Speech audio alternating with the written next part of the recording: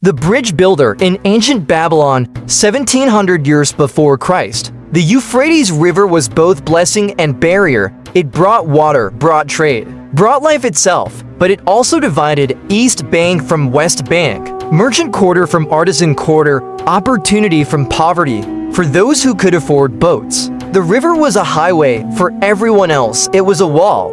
This is the story of a builder who looked at that wall and saw possibility. He decided connection mattered more than profit, and discovered the greatest engineering challenge isn't physics, it's politics. Meet Sin-gamil, 37 years old master builder. He constructed warehouses, defensive walls, irrigation canals, solid structures that would outlast generations. His work was respected, his reputation secure. He could choose projects, charge premium rates, live comfortably, but comfort didn't satisfy him. He wanted to build something that mattered, something that would change lives. Not just store grain or channel water. He wanted legacy, real legacy, the kind that transformed a city. He proposed a bridge, a permanent span across the Euphrates, connecting East and West Babylon, allowing free passage for everyone, not just those who could afford boat fees. A public work for the entire city. The concept was revolutionary. Mesopotamian cities had ferries and seasonal pontoon bridges, but a permanent stone bridge spanning a major river,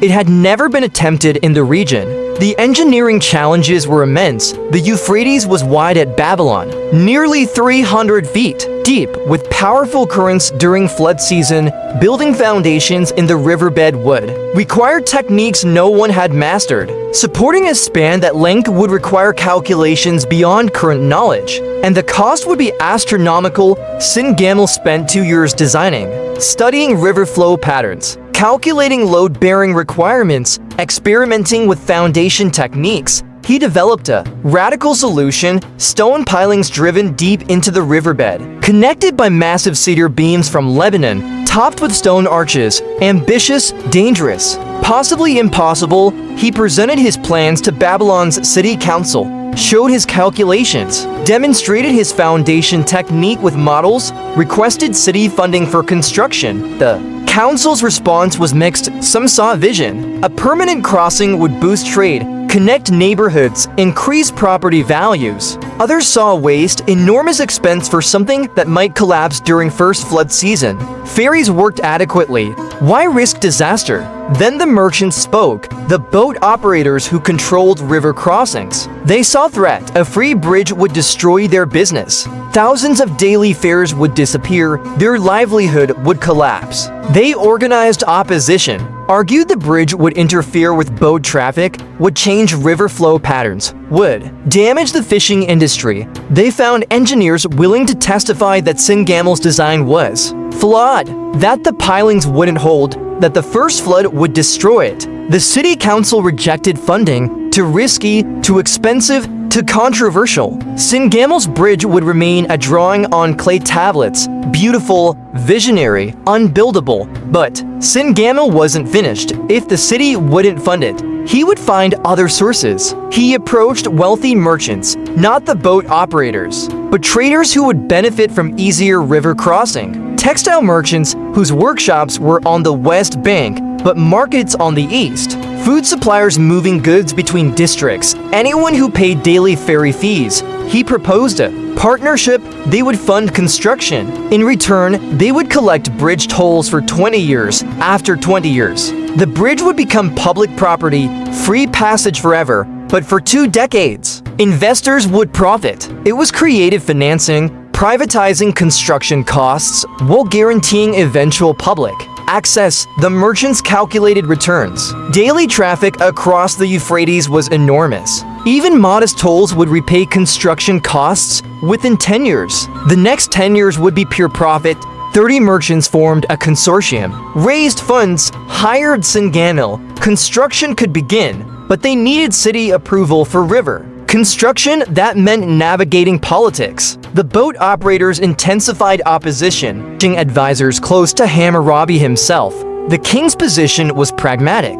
The bridge would be permitted if it met strict engineering standards. City engineers would inspect at every stage. If the bridge failed inspection, Construction would halt if it succeeded. It would be allowed to operate under the consortium's toll arrangement, but Hammurabi added a condition: the poor would have free access. Workers going to daily labor couldn't afford tolls. They would be allowed to cross without payment during morning and evening hours. The bridge must serve everyone, not just those who could pay. The consortium agreed. Reduced toll hours meant reduced profits, but the project could proceed. Construction began in spring when river levels were low. Sin-gamil drove the first pilings into the riverbed, massive cedar logs, 40 feet long, driven into mud and bedrock, the foundation of everything that would follow.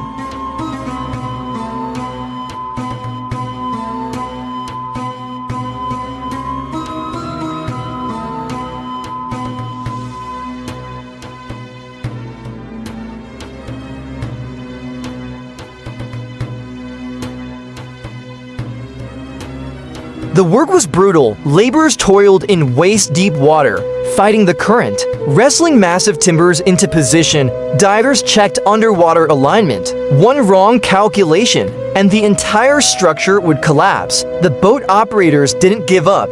They tried sabotage, cutting mooring lines on construction rafts. They damaged equipment and spread rumors that workers were dying, that the river gods were angry. Sin-gamil caught the saboteurs, bringing them before magistrates. They were convicted and fined heavily. The boat operator consortium was warned. Further, interference would result in criminal prosecution. Construction continued. The pilings were completed, 6 massive stone pillars rising from the riverbed. Tested during minor flood season, they held. The calculations were working. Next came the span, massive cedar beams from Lebanon, each weighing tons, required dozens of workers. They were laid across the pilings, locked together with bronze brackets, creating the framework. City engineers inspected constantly, checking measurements and testing load-bearing capacity. They found no flaws. Sin-gamil's design was working. The impossible was becoming possible. The stone arches came last, curved supports distributing weight evenly across the cedar beams. Each arch required precise cutting and perfect placement. One misaligned stone could create a weak point. 2 years after construction began, the bridge was complete. A permanent stone span across the Euphrates, 300 feet long, 20 feet wide, strong enough for loaded carts, beautiful enough to inspire awe. The testing phase was terrifying. Sin-gamil stood on the bridge as fully loaded carts crossed, feeling for vibration, listening for stress sounds, watching the pilings for any shift. The bridge held firm. City engineers conducted their final inspection, approved the structure, declared it safe for public use. The toll collection could begin. The opening day was spectacular. Thousands crossed, paying their tolls, marveling at the permanence. The bridge that couldn't be built had been built, and it worked. The boat operators lost business immediately. Their daily passenger counts dropped by half. Some went bankrupt, others adapted, started cargo services, found new niches in a changed economy. The poor workers used the free crossing hours, morning and evening. Hundreds crossed without paying. Going to work, returning home. The bridge served everyone as Hammurabi had mandated. The consortium collected tolls for 20 years. Profits exceeded projections. Every investor made substantial returns. Then, as agreed, the bridge became public property. Tolls ended.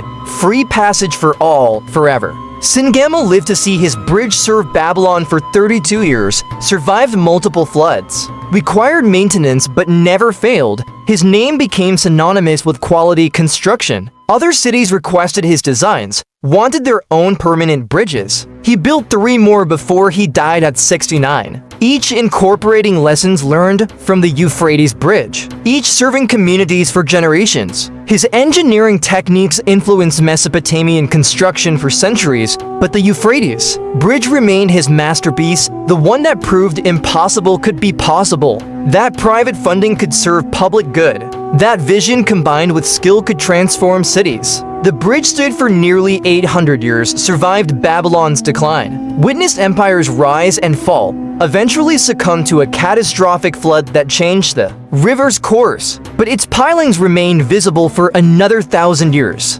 Archaeological evidence of ancient engineering brilliance today. Scholars study Sin-gamil's techniques, find them remarkably sophisticated, load distribution calculations that rival modern engineering. Foundation methods used in similar form today. A 37-year-old builder in ancient Mesopotamia had solved problems that would stump engineers for millennia. The bridge builder didn't just span a river. He connected communities, proved that public good and private profit could coexist, demonstrated that the impossible was just the not yet achieved, and left a legacy measured not in wealth, but in the millions who crossed his bridge over 8 centuries. Connection matters more than division, vision matters more than limitation, and sometimes the greatest structures aren't the tallest or the strongest, they're the ones that bring people together. The Bridge Builder, Silent Babylon, where ancient civilizations speak.